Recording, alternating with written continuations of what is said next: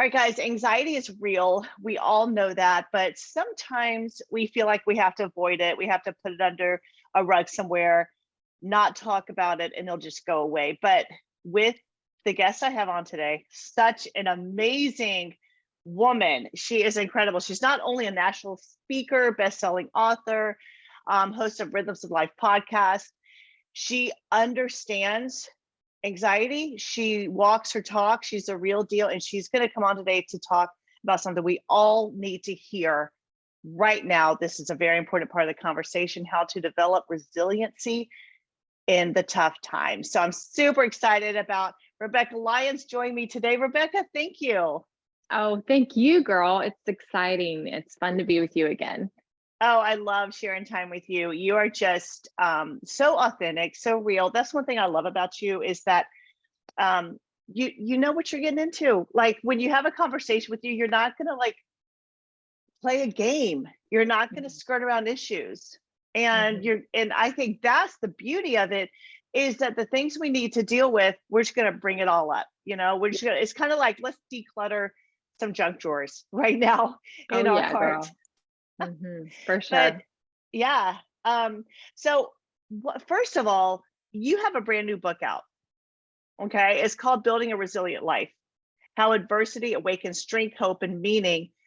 Now, what's beautiful about this is something I hold is, and I know this is kind of funny, but I always think the most flexible person wins. Like I always think, when anything comes in my life, how can I be flexible with it? How can I be resilient? How can this be working for me?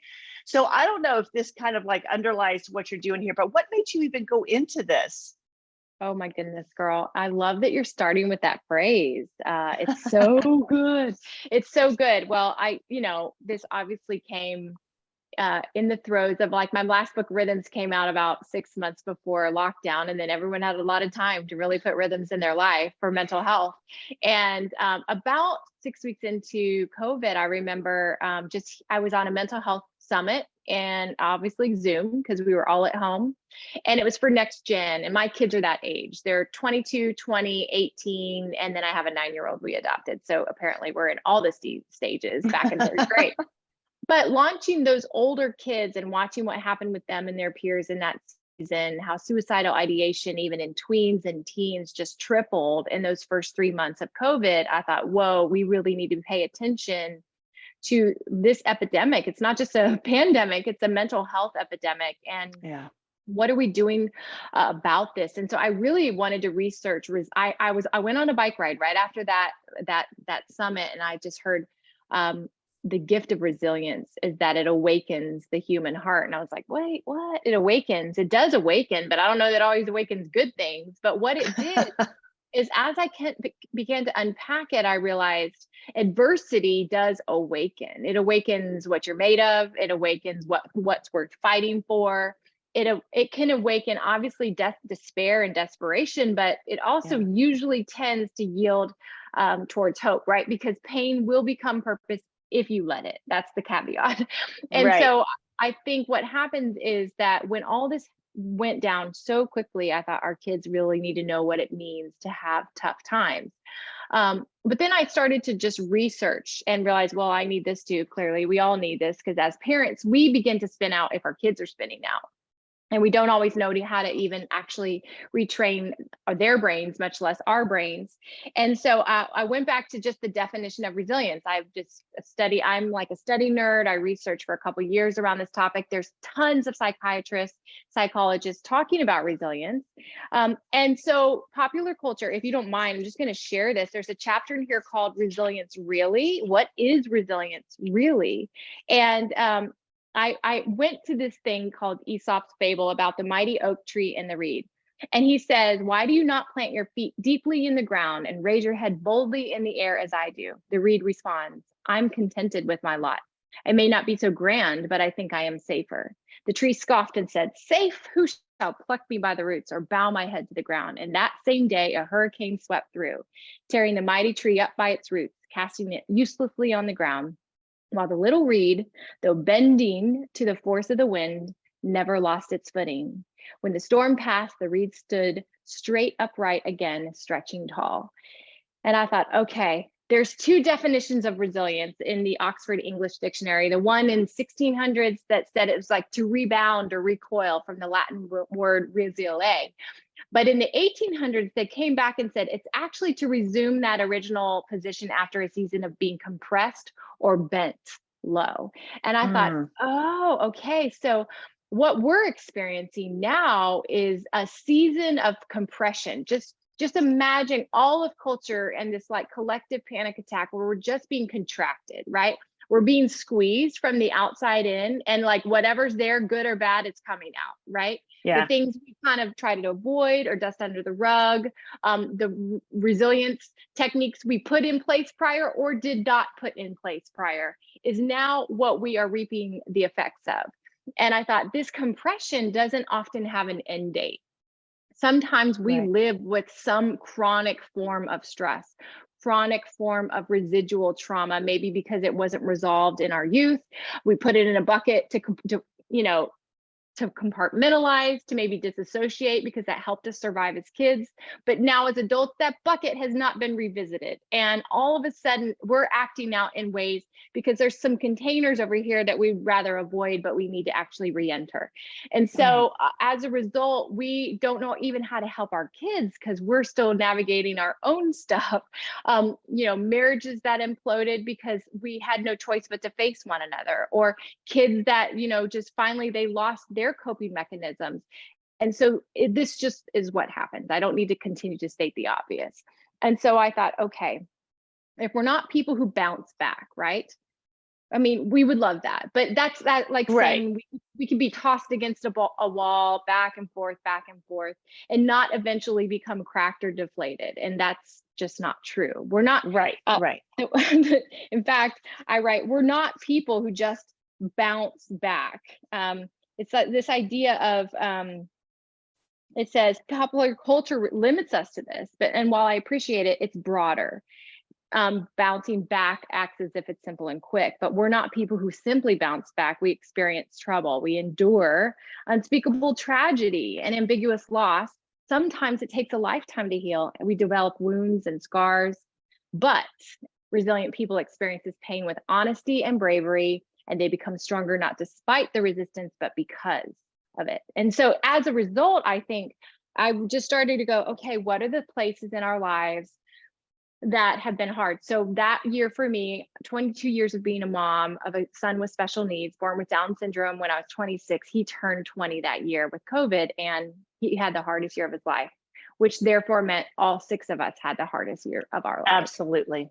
And you're only a mom is sad as her saddest child, right? And so you are bearing the empathy and the weight of a burden. And he was largely nonverbal. And so he would take this out on himself, like hitting himself, banging his head. And like he didn't have words for what he was encountering, which was a new school, a new home, like a different way of seeing things, a new sister, also with Down syndrome, that kind of displaced him as the one that got a lot of attention. And then losing all his community at school, his routines, like every kid, right? He's so social. That was like something that would help regulate him. And so as a result, it just kind of spun out. And I just remember going, okay, I want to figure out, what does it take to rebuild a resilient life? Not just for Cade, for me. And for you, yes. Yeah, for me. And so I just went back to a lot of psychiatry, a lot of scripture. I do want science and faith to collide. I am a person of faith. I really take encouragement from the scriptures. And there's a chapter in there that says, in 2 Corinthians 4:8, it says, we're pressed and we're crushed. Remember the theme, compressed. Right. We're pressed and we're crushed, but we're not destroyed. We're perplexed, but we're not given to despair. Why? Because we carry light shining in our hearts, and that is why we never give up. And I thought about the broken reed, right? The one that bends low, that weathers the storm, usually is the one when you surrender, when you yield, when you learn, you seek to understand, you ask God for counsel, you go to others, all of a sudden you're like, we can do this, right? Yeah. We find our legs. And so the book slowly unfolded through lots of research into 5 rules of resilience to build, because I like creating frameworks for the Yeah. reader because it's tangible, it's actionable, it's practical, it's not overwhelming. And quite frankly, to build resilience is just these small, steady steps of risking gently, predictably, with controlled environments, with supportive networks, just like a child. You're like, go out there and kick the ball, right? Well, that activates their Right. stress response because it's novel and new and they're a little nervous, but then they do it in a safe, predictable environment. They're cheered on and they retreat. They go back out and they do it a little bit more, and then they do it a little more. Like, so schooling is like this, athletics is like this, music, band, anything you learn, any skill you acquire over time, speaking on a stage, is a resilience building strategy.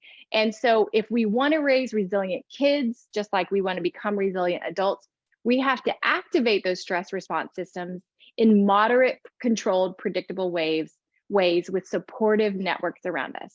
And then over time, if we do that over and over and over and over again, we realize that the hard things that were so scary at the beginning Yeah. are now no longer hard. Yeah, that's so powerful. And I love that you give people a framework. Personally, I feel like one of our biggest problems is we think we shouldn't have problems. Like I really do that because all things work together for good. We know that God loves us, and for those who are called according to his purpose, all things work together for good. I remember one year, I always like seek around the end of the year, I seek out, okay, what is my word going to be? You know, a lot of people do that. I was seeking this word or these words for the next year. And I heard so clearly all things. Now, Rebekah, I'm thinking, here we go. Party time. All things are like I'm finding all the verses that can mirror my perception of all things. All things meaning like everything I've envisioned for all these years is going to come to pass. All these things are available to me. It's coming into my life. It was one of the hardest years of my life. And I remember like 8 months in, I'm like, okay, God, what is this all things? Like I thought this year is going to be all things that I have been working for and believing for and dreaming for are going to come to pass. He's like, let's do a little more work around the all things. And I realized it's going to require all things working together to make my vision and the dreams that God has put in my heart to come to pass. That means the things that are welcome and the things that initially are unwelcome, because no one wants to go through pain. I remember hearing someone say, you know what, it's so much easier to avoid pain, just learn from other people's pain. But here's what happens. Until we go through the valley, we don't know how to scale the mountain. Yeah. We don't have the fortitude. We don't have the strength. We don't have the wisdom. It is in the storm that you learn the flexibility. So as much as we want to avoid pain, and we all do, right? Pain is such a beautiful builder of the level that we truly want to achieve in life. Why do people go to the gym? We go to the gym to feel pain. Yesterday, it was working on the glutes, right? Working on the cheeks and the shoulders. And I came home, it's like I can't move my legs, I can't like brush my hair. Why do we choose that pain? Because we know it's building something in us, right? But emotionally, mentally, we don't understand that life is the same thing. It's in No, that. that's really good. It's true. I think you got to get comfortable with pain. And then, in fact, that's the first rule of resilience is name the pain.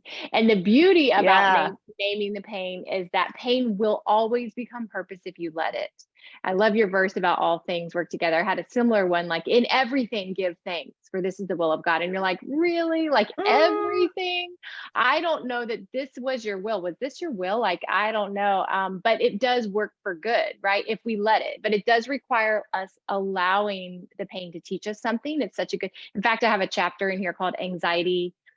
Treat anxiety as a friend. Why? Because it became the teacher that taught me how to overcome. It taught me how to know what to do when it returns. It taught me resiliency. I have so many strategies now, so many practices that I help so many people with now, because I know what to do when an acute panic attack like sets in just like that. And I wouldn't have known that. I wouldn't have Right. actually, and I'm no longer intimidated by it or threatened by it or afraid of it.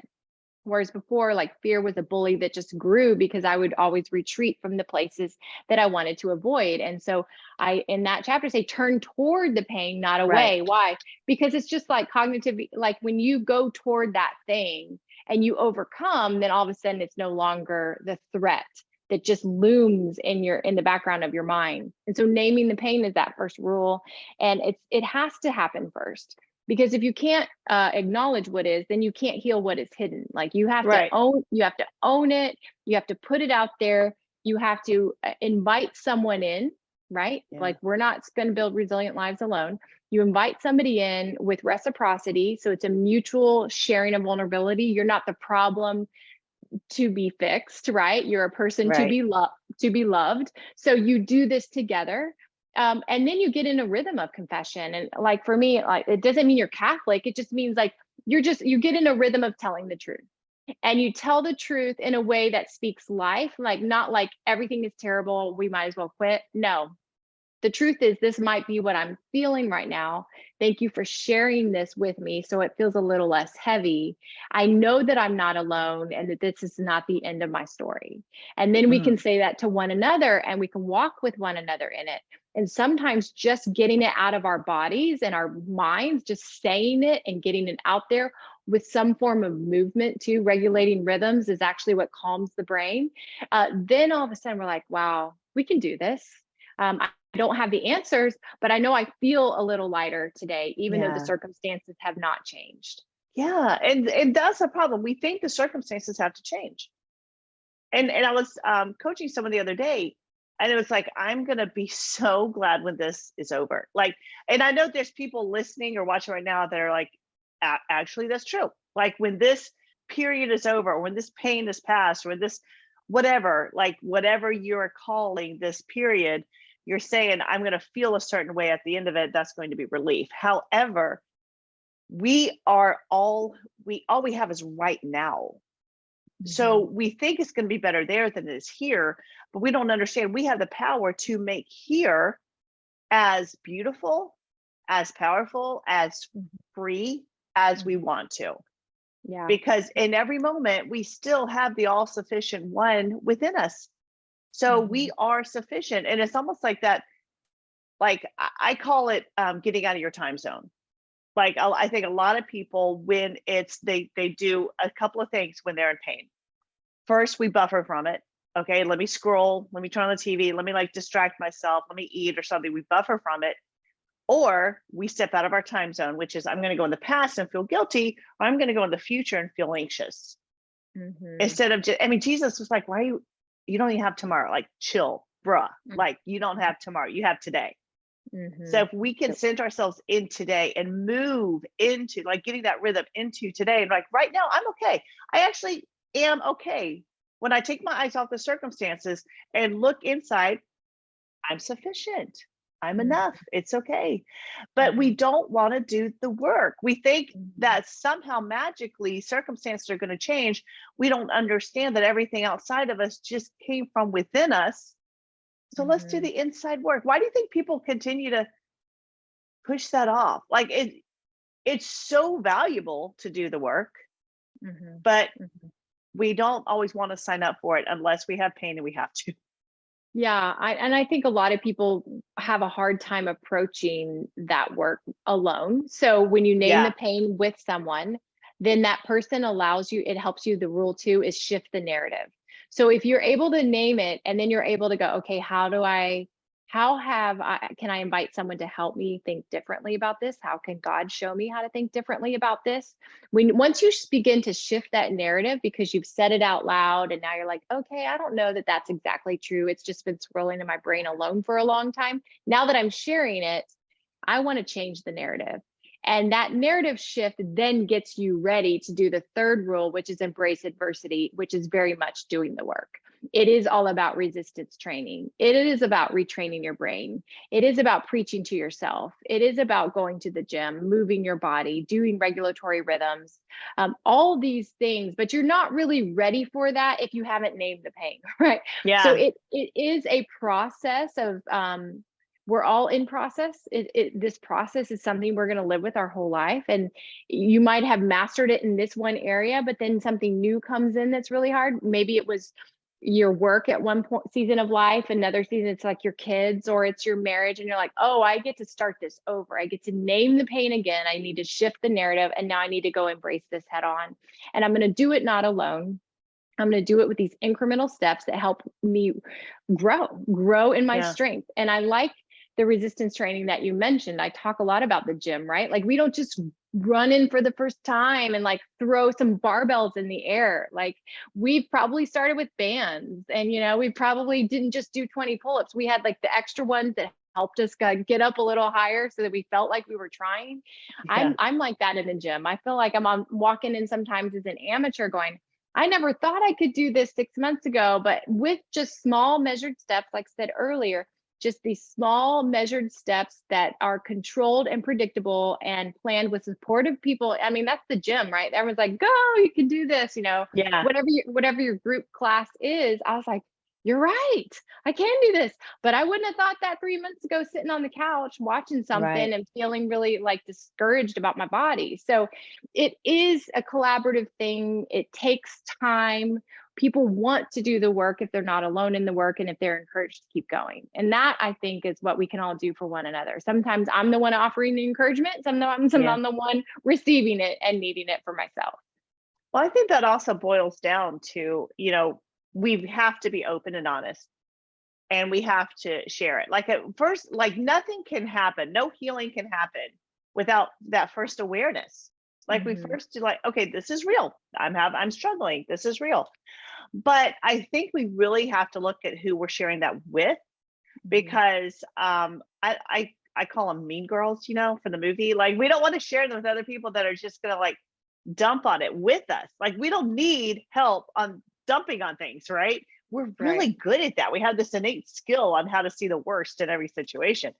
And so I'm very choosy about when it comes time, like you say, to name the pain, to be aware of it, to say, okay, here's what I'm dealing with. Believe it or not, I'm a flawed creature and this is real. This is a pain. Choose the people who will saddle up next to you and say, okay, I really want to fight with you to Yeah. see your freedom. Yeah. And we have to have those people. Like I'm a firm believer that everyone needs a coach and everyone also needs their posse. We need those people who are like, all right, come in the gym with me, step in the ring with me, go down this dark alley with me. And by the way, you may want to take off your hoops because we might need to be fighting. Like that's the people that I want in my corner. And so you need to look and see who are those people that I confide in and are they really what's best for me? And how do we find those people? Like, what do you do if someone feels like, Rebekah, I know I'm struggling right now with anxiety, or I feel like I'm not moving like I should through this chapter of my life. I'm buffering a lot. I'm cushioning myself. I'm numbing myself from the pain. If we were like, I know we only have a few minutes left, but what would be the thing that you would say, okay, first, let's just camp out here? What would you say? Well, the fourth rule is make meaning, and the fifth is endure together, because you can't do this alone. And that's 100% true. And historically, healing would always happen in four ways. Like this is before technology, the digital revolution, industrial revolution. Over centuries, people would heal by being tethered to community and clan, right? They belonged to a tribe that like overlapped in every area of life. And that wasn't just like meeting on a camera, right? It was like actually doing life, like literally Yeah. going for walks, getting water, cooking food, making sourdough, baking bread, doing gardens, whatever it was, like we did it like that as a huge group of people with raising kids together. That's extended family. And the second thing was not just being tethered to people, but also the second thing was to have regulatory rhythms in your life. And that meant hard work, like actual physical work, not like moving my mouth, which feels like work sometimes, but Right. like getting embodied, getting in your skin, getting outside, movement, dance, all those things calm the brain immediately. They just calm it down because people have had to heal from trauma for centuries, and we Yeah. didn't have we don't know. And then the third thing would be a core belief set, you know, like faith, something beyond yourself, deciding what you want, you know, aspirationally to set your eyes on. And the fourth would be some form of medicine. And now we've kind of reversed that. We jumped to medicine first, then we jumped to like cognitive behavioral therapy and a counseling session, as that is helpful. Those both are helpful in seasons. But the bottom two are accessible to everyone right now for no price, right? We can go find someone, like we said, where we mutually are agreeing that we're like, we don't have this figured out, but we're going to encourage each other and we're going to show up. And the second thing is we're going to put movement into our lives where we overlap with each other, where we get off of a phone, where we stop living in isolation, and where we find ways to overlap regularly. So I say, if you want to name the pain, do it in a way where you could go for a walk with a friend side by side. It's less confrontational, especially if you've got to confess something that you're embarrassed about. Get to the gym together, go get coffee together, raise your kids together, get that, you know, just learn best practices. Yeah. And give it away for free, right? That's what friendship is. Like, we've overcomplicated friendship as if, you know, we got to squeeze it in real life. No, they are life. That's the essence of life, are the people. They're the prize that God's gifted you with. So see them that way and look for ways that the more you get together and laugh and celebrate and delight in the small things. I wake every morning just giving thanks for whatever comes to mind. It might have still been a hard day where 5 things went wrong, but we're going to start with what was good. We're going to cling to what is good. Scripture says cling. And the reason it says cling is because our natural state wants to actually reject it and only cling to what is bad. And so we're going to have to really hang on and go, I'm going to fix my eyes and focus on what is good. And I'm going to call it out, name it. And then I'm going to celebrate that and speak life over the people that God's given me as well. And everyone can do that. Everyone. Like, I know as soon as I start getting stressed out, it's time to go outside. I got to go walk the dogs. I got to go dig in the dirt a little bit. You know, we haven't outgrown that. We're not so industrialized that we can't just get messy and get out there. It's very therapeutic. It's totally free to pull weeds. It's totally free to go pull weeds from your garden. And you're like, why would I do that? I don't know. I just trust me. It's kind of exhilarating. It's like it's a quick return. It is like, just go plant something. You will feel 10 times better. Rebekah, this has been so beautiful. How can people get more of you? Because you're just such a wealth of wisdom. Oh, thank you, friend. Just my website is my name. It's really not that. It's Rebekah Lyons, and it's KAH. So it's spelled a little differently, REBEKAHLYONS.com. You can find the book there. I co-host a podcast with my husband called Rhythms for Life, and it's all about 4 rhythms for sustained emotional, spiritual, relational health. And in general, just I like wherever books are sold, and usually in some city each weekend, just teaching about like, how do we put these strategies into our life so that we can flourish, not just survive, not just get through, not just like just trudge the day. I really think God does call us towards abundance, but it's not cheap abundance, not like trite or cliche. It's by actually doing the work in a way that transforms us. That's the goal. That's the goal. And we're here for it 100%. Thank you so much. Guys, listen, this is your season. It's time to be resilient. It's time to bend and flow with it. You will have such strong roots and you'll be blessed like crazy.